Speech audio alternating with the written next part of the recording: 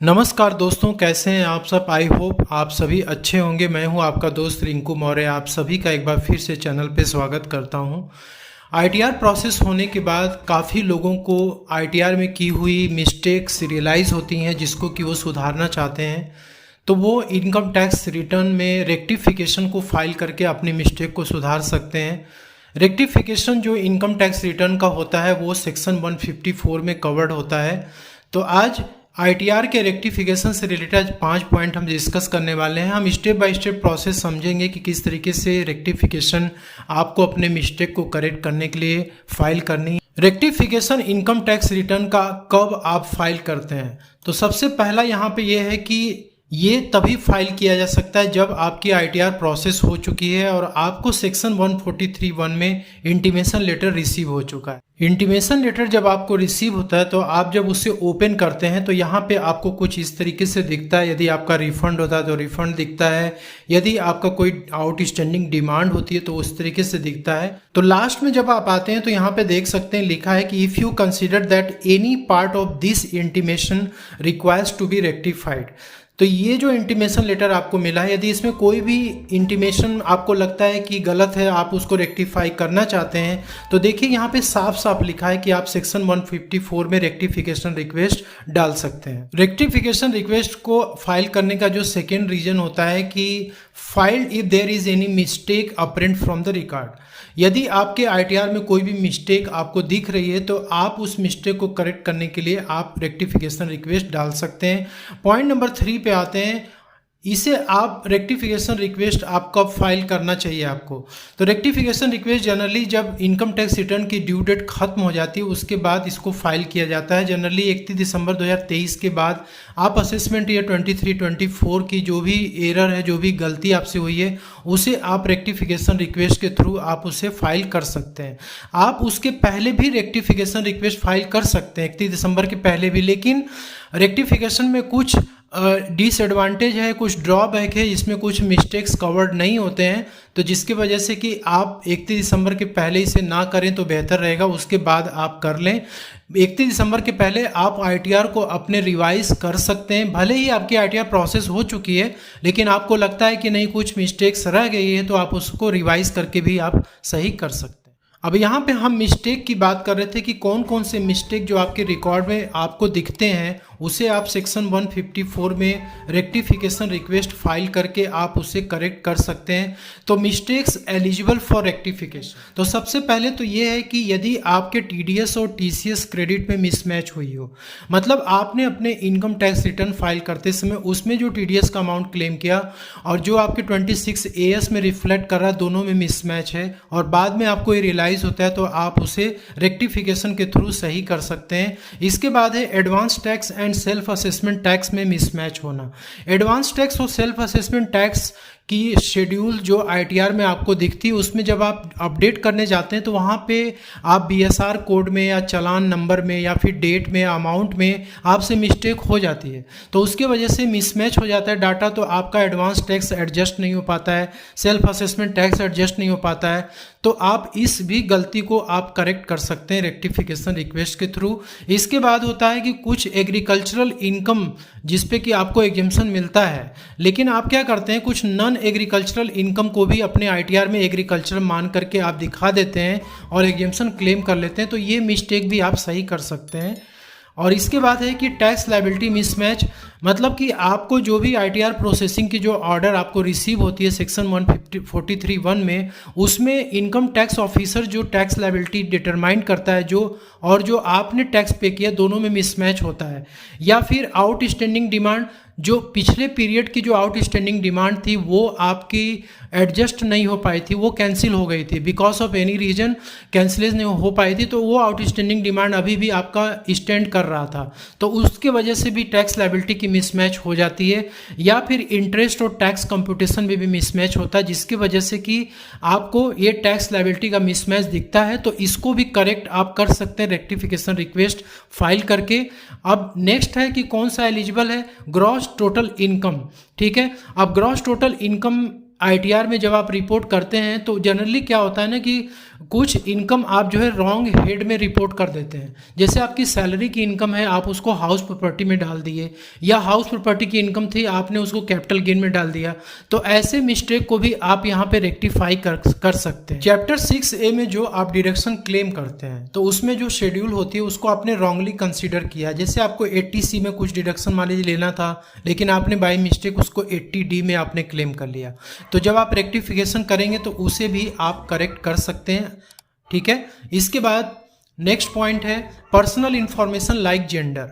तो rectification request में सिर्फ और सिर्फ यदि आपका जेंडर में कुछ गलती हो गई, आईटीआर फाइल करते समय आपने मेल की जगह फीमेल कर दिया या वैसा वर्सा, तो आप उसे रेक्टिफिकेशन रिक्वेस्ट के थ्रू सही कर सकते हैं। अब यहाँ पे कौन सी मिस्टेक्स जो है सेक्शन 154 में एलिजिबल नहीं है। सबसे पहले तो है बैंक डिटेल। तो बैंक डिटेल्स यदि आपको इनकम टैक्स रिटर्न फाइल करते समय IFSC कोड या फिर अकाउंट नंबर या नेम में कुछ गड़बड़ी आपसे हो चुकी है तो वो आप रेक्टिफिकेशन के थ्रू आप उसे सही नहीं कर सकते हैं। यदि आपका इनकम टैक्स में कुछ रिफंड बन रहा है लेकिन बैंक में कुछ गलती की वजह से आपका रिफंड इशू नहीं हो रहा है तो फिर आपको रिफंड रीइशू की रिक्वेस्ट डालते समय ही बैंक को अपना सही करना होगा। आप सेक्शन 154 में इसको सही नहीं कर सकते हैं। इसके बाद नेक्स्ट है एड्रेस की डिटेल। आपकी पर्सनल इंफॉर्मेशन में एड्रेस की डिटेल्स को आप सही नहीं कर सकते। यहाँ पे additional income in gross total income होता क्या है कि ग्रॉस टोटल इनकम में जो भी आप इनकम रिपोर्ट करते हैं, लेकिन जब आपको ये लगता है कि कुछ इनकम हमारी छूट गई है, अपडेट नहीं हमने किया है, तो आप रेक्टिफिकेशन रिक्वेस्ट डाल के यदि आप सोच रहे हैं कि हम अपने इनकम को जोड़ सकते हैं तो आप ऐसा नहीं कर पाएंगे, क्योंकि रेक्टिफिकेशन में आपको इनकम को चेंज करने की फैसिलिटी नहीं है। उसके लिए फिर आप या तो रिवाइज रिटर्न फाइल कर सकते हैं और या तो फिर ITR-U फाइल करके अपनी इनकम को आप बढ़ा सकते हैं। इसके बाद कोई एडिशनल डिडक्शन से 80C से 80U तक या कोई एग्जेम्पशंस हैं तो ये भी आप जो है एक रेक्टिफिकेशन के थ्रू आप इसको अपने डिडक्शंस को आप बढ़ा नहीं सकते हैं और ना ही कुछ अमाउंट में आप चेंजेस कर सकते हैं। हाँ, जो शेड्यूल में गड़बड़ी हुई है तो शेड्यूल आप भले ही चेंज कर सकते हैं, लेकिन अमाउंट में ना तो इनकम की अमाउंट चेंज होगी और ना ही आपके डिडक्शन और एग्जेम्पशन की अमाउंट आप चेंज कर पाएंगे। नेक्स्ट जो मिस्टेक इसमें कवर्ड नहीं वो होता है चेंज ऑफ ITR फॉर्म। यदि आपने ITR-1 फाइल करना था, आपने ITR-2 फाइल कर दिया, तो फिर इस केस में आप जो है रेक्टिफिकेशन के थ्रू उसे सही नहीं कर सकते हैं। फिर आपको वहाँ पे सेक्शन 139(9) डिफेक्टिव रिटर्न की नोटिस जो आती है उसकी रिप्लाई करते समय आप उसको सही कर सकते हैं। नेक्स्ट पॉइंट है कि रिवाइज रिटर्न और रेक्टिफिकेशन में दोनों में डिफरेंस क्या होता है। लोग क्या करते हैं, कंफ्यूज हो जाते हैं, दोनों को एक जैसा मान लेते हैं, लेकिन ऐसा बिल्कुल भी नहीं है। रिवाइज रिटर्न आप तब कर सकते हैं जब आपकी ओरिजिनल रिटर्न फाइल हो रखी है और आपको लगता है कि हमारी इनकम या डिडक्शन एग्जेम्पशंस या फिर TDS TCS में कुछ गलती हुई है, तो आप उसको वहाँ पर अमाउंट भी सुधार सकते हैं, रॉन्ग हेड भी सेलेक्ट करके आप सही कर सकते हैं। लेकिन रेक्टिफिकेशन में आप ऐसा बिल्कुल भी नहीं कर सकते। जैसा आपने देखा कि इसकी अपनी लिमिटेशंस है, सिर्फ और सिर्फ आप कुछ लिमिटेड मिस्टेक्स को ही यहाँ करेक्ट कर पाएंगे, बाकी सारे मिस्टेक्स को नहीं कर पाएंगे। रिवाइज रिटर्न को फाइल करने की एक ड्यू डेट होती है, जैसे 31 दिसंबर 2023 तक आप रिवाइज कर सकते हैं रिटर्न को। लेकिन रेक्टिफिकेशन आप जो है रिवाइज रिटर्न की ड्यू डेट के बाद आप रेक्टिफाई कर पाएंगे, ठीक है। तो ये बेसिक से डिफरेंसेस है जो कि आपको ध्यान रखने हैं, एक जैसे नहीं है ये। इसके बाद आपको रेक्टिफाई तभी करना है जब आपको कोई ऑर्डर रिसीव हुआ है। आप ऐसे कोई मिस्टेक आपको ITR में दिखेगी तो आप रेक्टिफिकेशन के थ्रू उसको सही नहीं कर सकते हैं, ठीक है। तो जब तक आपको ऑर्डर रिसीव ना हो, तो जैसे आपको इंटीमेशन लेटर मिला है सेक्शन 143(1) में, तो आप उस ऑर्डर के थ्रू अपने ITR को रेक्टिफाई कर सकते हैं। यदि आपको इनकम टैक्स किसी अदर प्रोविजन में आपको कोई ऑर्डर मिला है तो उसके थ्रू आप कर सकते हैं। यदि आपको TDS रिटर्न से रिलेटेड सेक्शन 200A(1) में इंटीमेशन मिला है तो के लिए भी आप रेक्टिफिकेशन रिक्वेस्ट डाल सकते हैं।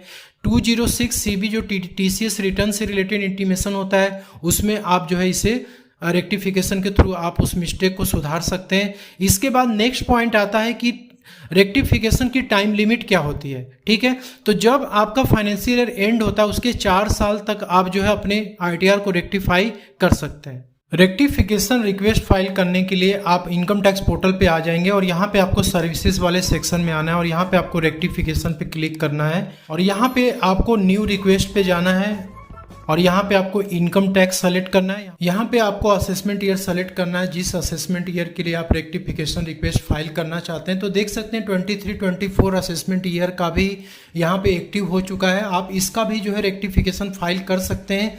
यदि आपका जो लिमिटेशंस मैंने बताया यदि उसमें यदि आ रहा है तो आप रेक्टिफाई कर सकते हैं, लेकिन आपको यदि अमाउंट वगैरह चेंज करना है तो फिर आप रिवाइज रिटर्न फाइल करेगा, क्योंकि आपके पास अभी भी 31 दिसंबर तक का टाइम है। ठीक है, तो अब मान लीजिए कि 22 23 का हमको रेक्टिफिकेशन करना है, पे आपको कंटिन्यू पे क्लिक करना है। जैसे ही आप न्यू रिक्वेस्ट पे क्लिक करते हैं, आपकी जो ITR प्रोसेस हुई थी उसका एक्नॉलेजमेंट नंबर और इंटीमेशन लेटर का देखिए नंबर यहाँ आ जाता है, क्योंकि ये जो रेक्टिफिकेशन आप फाइल करने जा रहे हैं ना, वो इसी रेफरेंस नंबर से ही प्रोसेस होगा।